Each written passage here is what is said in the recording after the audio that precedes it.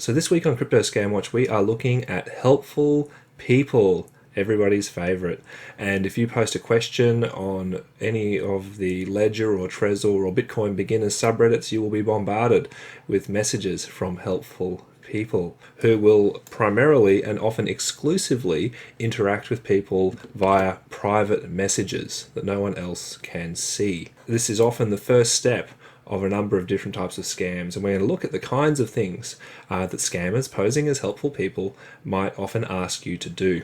So to start off, we have an example of someone who was contacted through the direct messaging feature of Reddit and pretty much asked for their private keys straight up. You'll notice here this scammer, like a lot of scammers, is generally smart enough not to just straight up ask you for your 24-word seed, and to even offer things saying, never share the address private key, but only the account key. So things to try and give you the illusion that they are trying to help you, but really, this account extended private key gives them access to every address on a certain account in your wallet. And if you want to better understand what some of these terms mean, I've got a video that looks at Ian Coleman's BIP39 tool and how your 24-word seed relates to different private keys.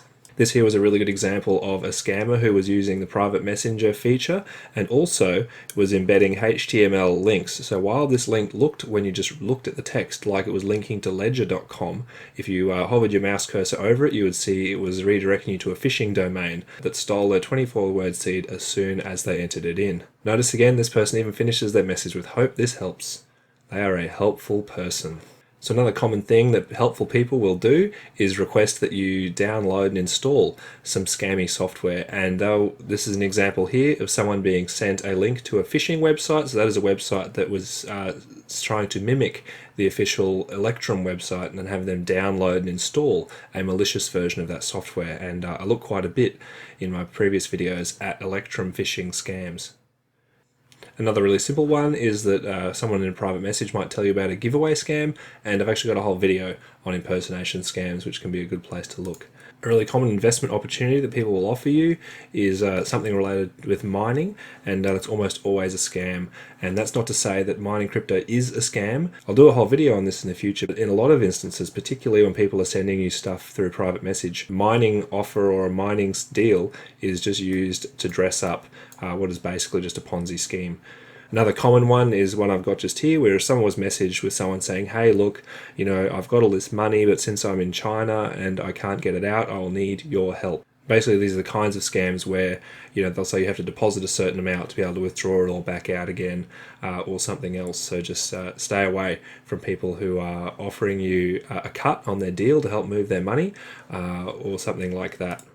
The other thing that people might do is say they'll help you in a way that lets them steal your crypto later.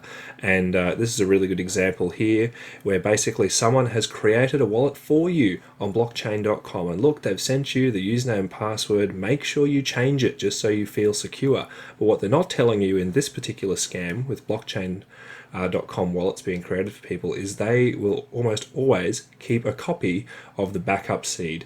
So once you've filled up your account with crypto, they will just drain it out again. The one final one that I want to offer an example about is people might ask you to grant you remote access to their computer. They'll say, "Hey, look, you don't understand how this works. You're not familiar with crypto. Look, I'm a professional. Just install TeamViewer. We could do it over Skype. Install some software, and I'll take control of your computer and fix it for you." And that's almost always a first step for people to rob you in some other way. Or at the very least, if they're not coming after your crypto, to steal your identity and to add your computer to their botnet. So those examples should give you a pretty comprehensive idea of the kinds of things that scammers will often do under the guise of being helpful.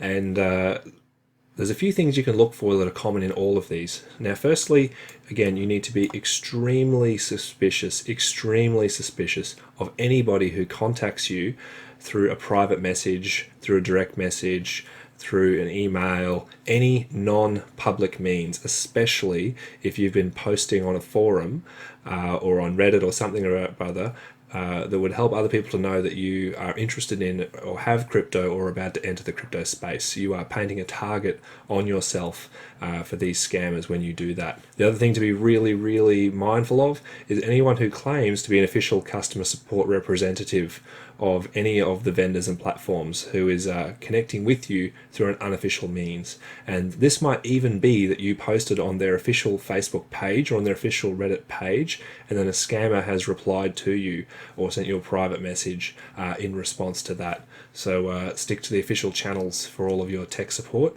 and I've got a number of videos on that sort of stuff. I think the biggest red flag of all for these scams is anyone who reaches out to you in a private message and encourages you to act quickly. They might say something like, your wallet's already half corrupt, and if you don't act quickly, you're going to lose the lot. They might say they've got an investment opportunity that will allow you to earn a huge amount of money, but you've got to act in the next 48 hours, is something that should immediately be raising red flags for you. So how to stay safe?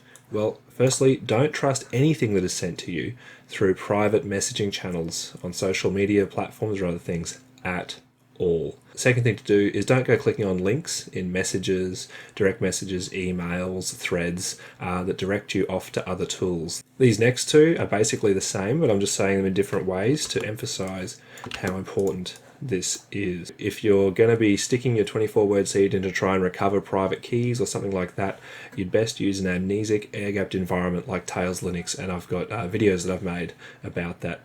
Likewise, do not give your 24-word seed out to anybody who asks for it, whether they're asking for it through a tool that they've made, or if they're just straight up asking you for it, or your private keys. Don't go giving them out to anybody.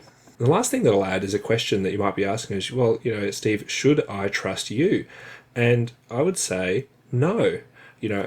I don't think you need to trust me, and I never ask any of you to.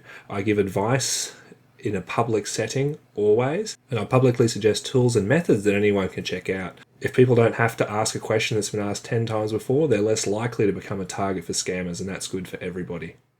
So what to do if you spot a scam? Well, firstly, you need to report the user on the social media platform that you are on. And if someone is impersonating a customer support representative of a hardware vendor, you need to contact that hardware vendor as well. Thanks for watching. I hope that was helpful. Just hit subscribe if you'd like to be kept in the loop about future content I make to help people stay safe in the crypto space and to recover if they get into trouble. Or if there's a question you'd like some more information about or a topic you'd like me to cover in the future, just leave a reply.